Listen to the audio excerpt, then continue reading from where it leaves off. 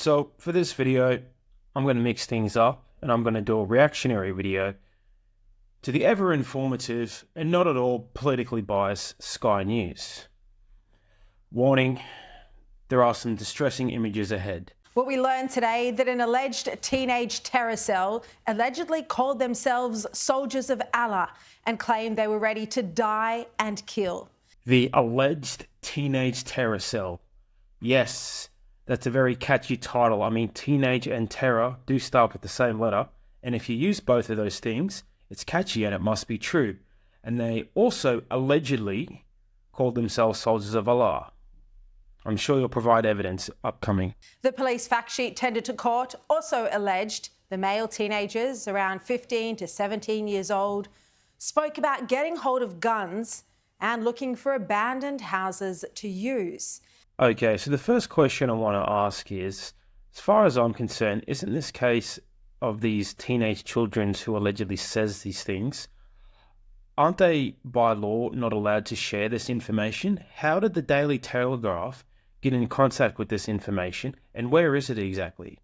Is this something that's actually happened, or is this just some made-up lie? The Daily Telegraph reports that a group of Sydney teens are accused by police of describing themselves as soldiers of Allah, speaking of their excitement to die and kill, planning to obtain guns, and listing Jewish people as targets, while organising a terror attack in the days following the Wakely church stabbing. But there was no terror attack.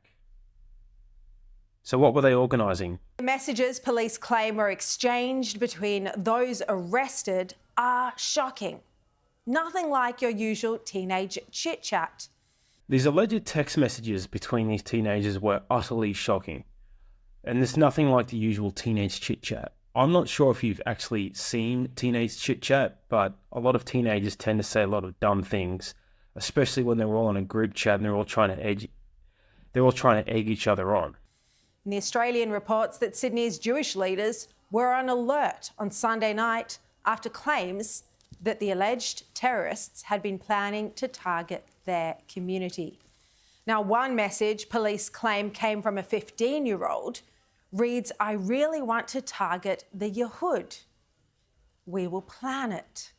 Another text says, "I want to die and I want to kill. I'm just excited. Is your plan to get caught or die or escape?"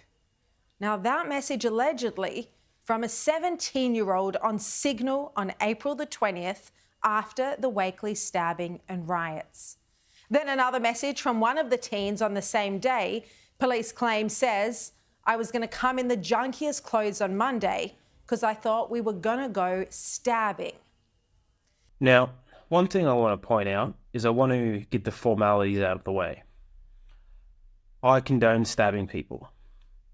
I submit to your line of questioning, you shouldn't stab people. There we go. With that being said, a bunch of teenagers in a group chat saying dumb things like they're going to stab people and they're going to target Jewish people, I condone this completely. And this shouldn't happen at all.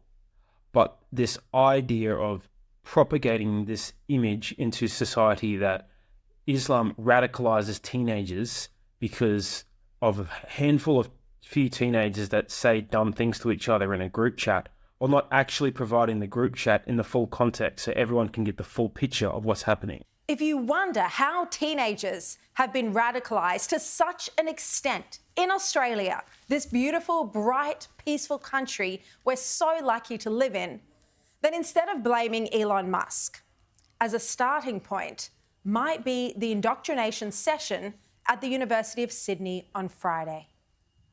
Intifada, Intifada, from the river to the sea, Palestine will be free. From the river to the sea, Palestine will be free. 5, 6, 7, 8, Israel is a terror state.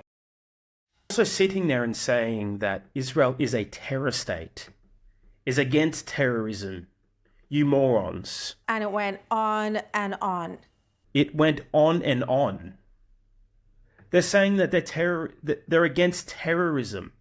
Israel's allowed to sit there and say, God gave us this land, so what we'll do is we'll go and bomb everyone that lives there, and so he can take their land. Now, if you look at the definition of terrorism, it's to use political, religious, or ideological means to cause harm against innocent civilians. That's exactly what Israel is doing. So to say you're against Israel doesn't make you a terrorist, it makes you against terrorism. These are Australian children being indoctrinated to hate. They're being indoctrinated to hate. Now just think of that term for a second. If you sit there and you're against people being brutally slaughtered in a genocide, if you sit there and you're against children being bombed in their beds, if you sit there and you're against destruction of buildings and you're against starvation and you're against a blockade and you're against a corrupt right-wing authoritarian government being funded tens of billions of dollars to drop bombs on innocent people, you are being indoctrinated. But Sky News isn't indoctrinating people. Sky News is giving the unfiltered third-person objective perspective. The social media flyer for the event said that this school holidays, let's inspire our children to stand up for justice and solidarity. Join Dr. Rana Abdel Fattah and Families for Palestine for a special kids excursion at Sydney University. When a parent asked under the Instagram post whether the event would be suitable for a two-year-old and a 4-year-old, well, Randa replied, "We are bringing some colouring in and bubble ones. All kids welcome." Oh no, colouring in. The 2-year-olds, they're going to be indoctrinated by colouring in pencil, by colouring in paper. Oh no, what a radicalized event. They're going to hand out flyers that 3-year-olds can use to colour in. Oh my God. These Muslims, they're taking over the country, they're taking over the world. So bubble ones with some hate bashing of the Jewish homeland on the side. What could be a better school holiday activity? Explain to me exactly how they're bashing Jews. I'm so sick of this protesting against Israel as bashing Jews nonsense. Explain to me how not wanting to be genocided is bashing Jews. You're not the fucking victim. Well, this call for intifada is far from innocent. Intifada means uprising, and historically, it's been violent. Now, uprising, if you want to sit there and you want to uprise against your oppressors, that doesn't make you you will have to use violence, but that doesn't make you a bad person. It doesn't make you an immoral person. It makes you a person that's standing up against resistance. Now, Sky News, they try to sit there and they try to paint themselves as these people that stand up against the radical woke left that are controlling the world. And yet somehow, when people try to stand up in Gaza against their resistance, these people are violent terrorists. What about when you sit there and you try to stand up against the woke liberal agenda? The first intifada in 1987 involved acts of terror against Israelis. And the second intifada in 2000 was equally violent and included suicide bombings and passenger bus bombings. So she had to go all the way back to 1987 and the year 2000 to find bad examples of a world intifada. What about what happened in the last 6 months in Israel? I'm still trying to figure out how the bishop stabbing was the main cause, was caused by the Pro Palestinian protests. If you look at the ABC who actually interviewed the person's parents, you'll see that he was actually a mentally ill child and he had been throughout his whole life. The Palestinian protests have just been happening in the past 6 months. He's had mental illness problems his entire life. To sit there and say that these pro-Palestinian protests somehow caused religious extremism is just another one of these strawman, illogical, idiotic fairy tales that basically Sky News, they've just got two ideas. They've got pro-Palestinian protests and then they've got the stabbing of the bishop. Just slap the two ideas together. It doesn't matter how they come together. Just put them both together. So if you're against genocide in Palestine, you want to stab people. That's essentially what they mean. To hear this word come out of the mouths of babes is incomprehensibly sad. And to hear these idiots bomb children in their beds and say that it's a justifiable defensive mechanism is fucking ridiculous. The Australian newspaper's excellent editorial on this today says that this grotesque protest on the grounds of the nation's oldest university can't be defended on the grounds of academic freedom or free speech. What? Sky News, you're the ones that sit there all the time and talk about free speech and how people should be allowed to say things even if you don't agree with them. Now you're against free speech? What the fuck are you talking about? They say the sight of young children chanting Intifada and other anti-Jewish slogans at an encampment of Palestinian supporters at the University of Sydney suggests the nation's oldest uni has lost its moral compass, like once great colleges in the US and elsewhere. No, they've gained their moral compass. They engage in a bunch of woke liberal nonsense, which I've criticised in the past heavily. Now they're actually finding a cause that the left is supposed to support, because the left is supposed to be the party that looks after disenfranchised and oppressed people. They used to do it about these woke liberal nonsense, feminism and the LGBT and all that crap. Now they're actually doing it for something they should be doing it for. And I thought, as the right, you should be sitting there and agreeing with them, but apparently not. I thought the right was supposed to be about independence and freedom and standing up for your country. Explain to me how allowing a country to bomb people and funding this, paying money to Israel, is good for Australians. Explain that to me.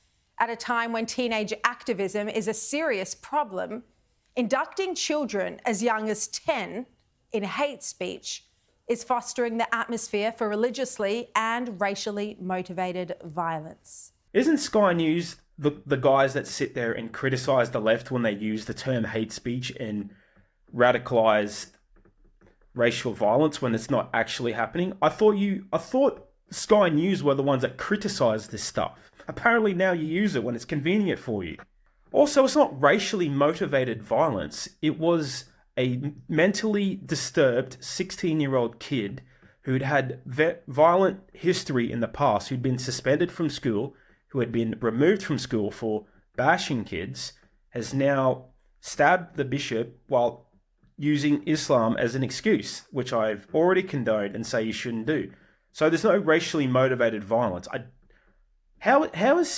What violence has taken place? You haven't shown any violence taking place at all. You'd think this vision would be shocking to most Australians. You'd think there'd be loud condemnation from politicians, both of this and of the teen terror cell allegations.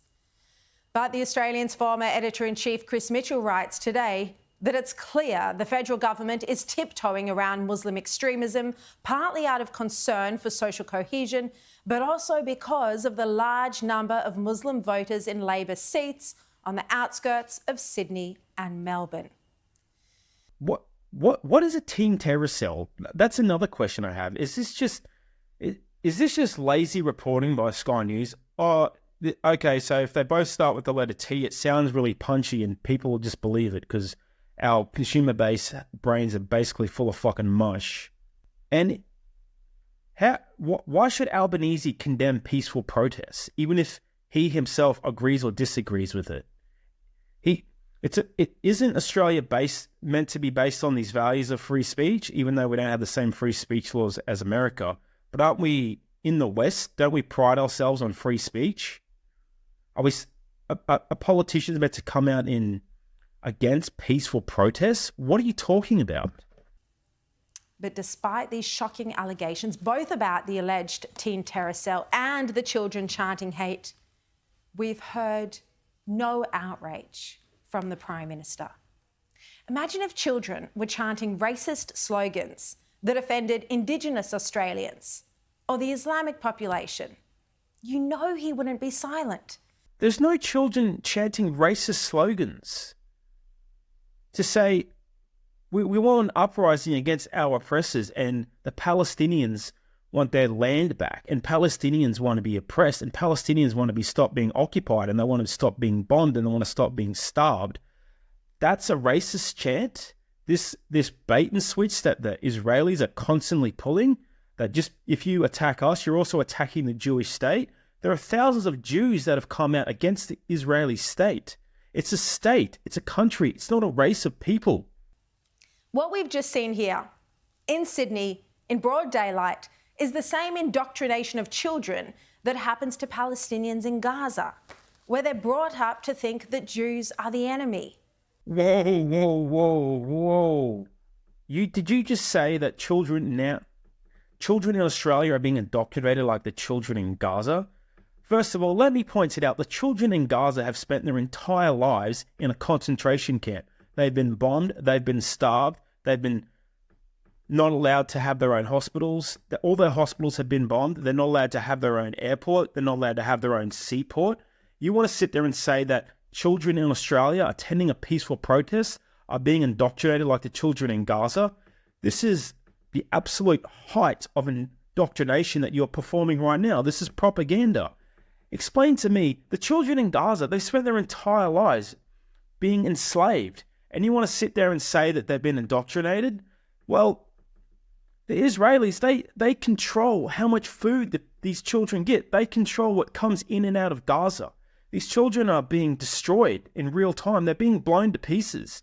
And you want to sit there and make out that there's some kind of terror cell being indoctrinated to hate Jews. There are Jews that don't like Israel. Are they indoctrinated too? And as you know, children were also exploited in Nazi Germany with the Hitler Youth. Is she seriously trying to say that the Palestinian children are the Hitler Youth? The Hitler Youth, it was set up by Hitler to try and indoctrinate children into a far-right, radicalized, authoritarian state. Now, if you look historically today, the most far-right state on planet Earth today is Israel. The IDF, the children in Israel are closer to the Hitler Youth than the children in Palestine. The children of Palestine don't even have any food to eat. There's no question our multicultural society will fail if this is what children are being taught, if the next generation of Aussies grow up with hatred in their hearts. Your coverage of these events are what stoke hatred in people's hearts.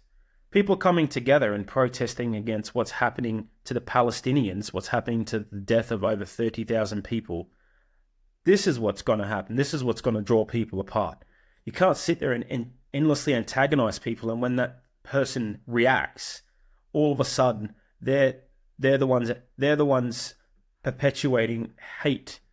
This is just propaganda. There's no other way of describing this. It's a propaganda hit piece. That's all it is. It's a propaganda hit piece against Muslims. You've sat there, you've looked at the peaceful pro-Palestinian protests, you've then described them as indoctrination camps for these children, that for the one child that stabbed the bishop, and they're in their little WhatsApp group saying dumb things to each other. As I've explained earlier, he had a history of mental illness. He had a history long before these Palestinian protests ever took place. So what you're trying to say is that he went to a pro-Palestinian protest, he heard the word intifada, from the river to the sea, Palestine will be free.